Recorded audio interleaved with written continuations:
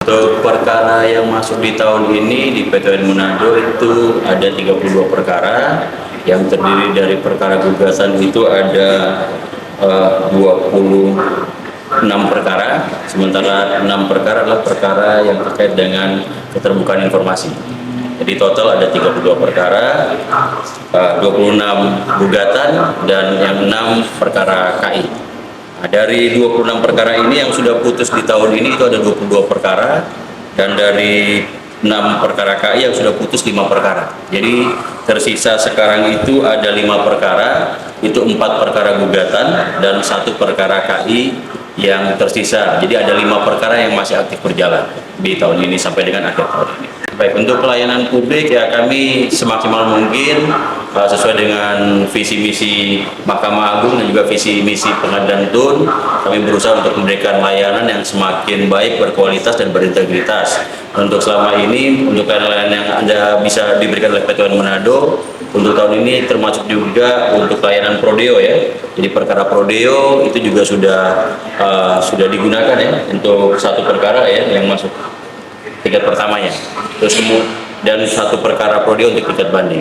Kemudian untuk selain perkara prodeo juga kami juga sudah bekerja sama menggandeng dengan pihak Posbakum itu untuk memberikan layanan konsultasi gratis, konsultasi hukum gratis bagi masyarakat. Siapapun masyarakat yang punya masalah hukum bisa boleh datang untuk berkonsultasi di Posbakum. Di Posbatuan Hukum kami sudah ada petugas yang memang untuk bisa memberikan layanan gratis untuk konsultasi dan hukum. Terus kemudian terkait dengan pelayanannya juga, kami saat ini sedang selalu membangun zona integritas ya.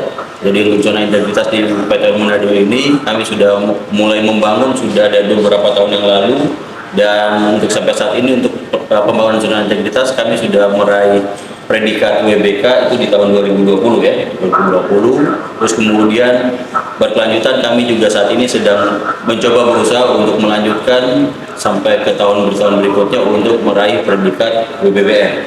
Tapi itu memang masih cukup panjang karena banyak persyaratan yang harus kami penuhi, harus kami sempurnakan.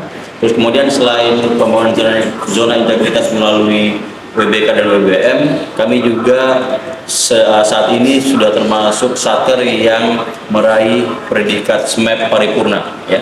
Jadi untuk SMAP paripurna inilah sistem manajemen anti penyuapan yang diinisiasi oleh Mahkamah Agung melalui Badan Pengawasan. Jadi ini merupakan program yang langsung dilaksanakan oleh internal Mahkamah Agung melalui Badan Pengawasan.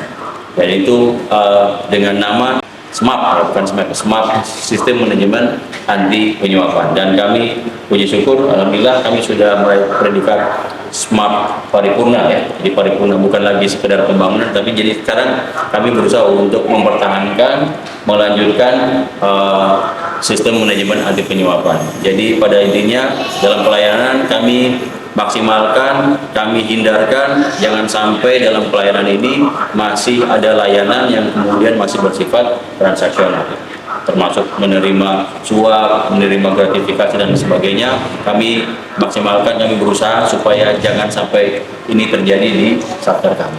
Kurang lebih seperti itu. Bagi yang memang memang punya masalah hukum dan itu terkait dengan sengketa tata usaha negara, silakan datang ke pengadilan untuk kemudian bisa berkonsultasi di Posbakum. Tapi kalau memang sudah mengetahui akan berperkara di sini, kami sekarang perkara ini pendaftarannya sudah lagi tidak secara manual datang ke pengadilan, tapi bisa menggunakan sistem elektronik ya, jadi yang disebut dengan e-court, jadi peradilan secara elektronik, yang dimana di situ ada pendaftaran gugatannya secara elektronik dengan sebut e-filing, terus kemudian dia juga untuk pembayarannya juga sudah secara elektronik melalui e-payment, dan nanti berperkara juga nanti kita untuk panggilan kepada para pihak juga secara e-summon, dan kemudian pemeriksaan perkaranya juga ada menggunakan persidangan elektronik atau e-litigation. Nah, jadi itu merupakan bagian dari layanan yang kemudian secara tidak langsung membatasi pertemuan langsung antara masyarakat pencari keadilan dengan